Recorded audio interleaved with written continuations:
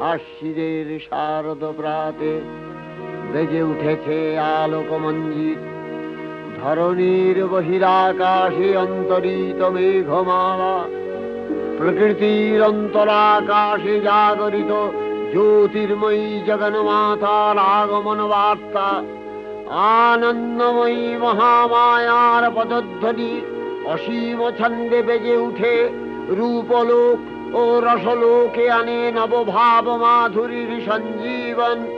তাই আনন্দিতা শ্যামলী মাতৃকার চিন্ময়ীকে মৃন্ময়ীতে আবাহন।